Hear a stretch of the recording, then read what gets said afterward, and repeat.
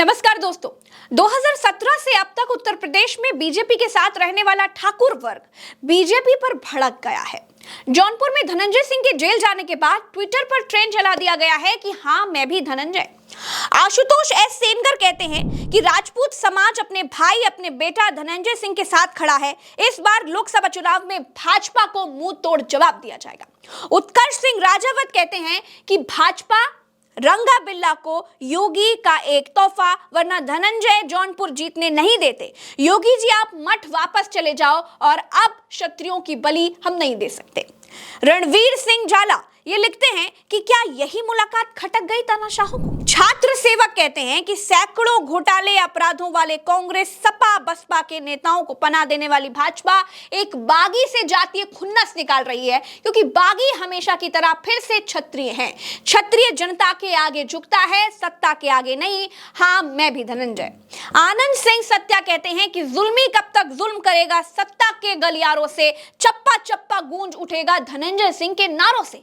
इसी तरह से क्षत्रिय समाज के लोगों ने बीजेपी को खूब घेरा और अपनी भड़ास निकाली। दोस्तों, गोंडा में बृजभूषण शरण सिंह के टिकट कटने की खबरें आ रही हैं। गाजीपुर में ब्रजेश सिंह को सुभाषपा के कोटे से चुनाव न लड़ाए जाने पर ब्रजेश सिंह भी नाराज हैं। पूर्वांचल का बड़ा ठाकुर समाज का चंक बीजेपी के भीतर अपनी उपेक्षा और अपमान से दुखी है। खुद बीजेपी इस ठाकुर वर्ग में बढ़ती हुई नाराजगी को भांप रही है। इसलिए बीजेपी ने राजा भैया पर डोरे डालना शुरू कर दिया है। राज्यसभा चुनाव में राजा भैया ने बीजेपी के पक्ष में वोट डाला था। तभी से ये अटकलें चल रही थी कि राजा भैया एनडीए में आ सकते हैं। और अब सूत्रों का दावा है कि बीजेपी कौशांबी की सीट पर राजा भैया के प्रत्याशी को चुनाव लड़ा सकती है, लेकिन सिंबल बीजेपी का होगा। उत्तर प्रदेश में ठाकुर वोट 6 से 7% के आसपास है, लेकिन इस वर्ग का असर बहुत बड़ा होता है। ठाकुर समाज के नेता कई सीटों पर नतीजों पर फर्क डालते हैं। यूपी ने देश को 2 ठाकुर प्रधानमंत्री दिए हैं, वीपी सिंह और चंद्रशेखर। और इतना ही नहीं, उत्तर प्रदेश में अब तक 5 बार ठाकुर समाज से सीएम बने हैं। त्रिभुवन नारायण सिंह, विश्वनाथ प्रताप सिंह, वीर बहादुर सिंह, राजनाथ सिंह और योगी आदित्यनाथ। बृजभूषण शरण सिंह, ब्रजेश सिंह और धनंजय सिंह ये वो नेता हैं दोस्तों जो अपने अपने जिलों के साथ आसपास के जिलों में भी प्रभाव डालते हैं। जिताने और हराने की पटकथा लिखने की कुवत रखते हैं। पूर्वांचल में ब्रजेश सिंह की पत्नी अन्नपूर्णा देवी एमएलसी हैं और भतीजे सुशील सिंह चौथी बार के विधायक हैं।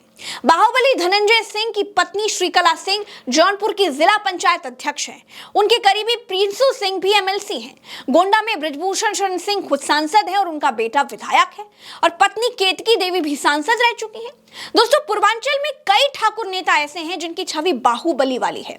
इनमें विनीत सिंह, विशाल सिंह चंचल दोनों ही एमएलसी हैं।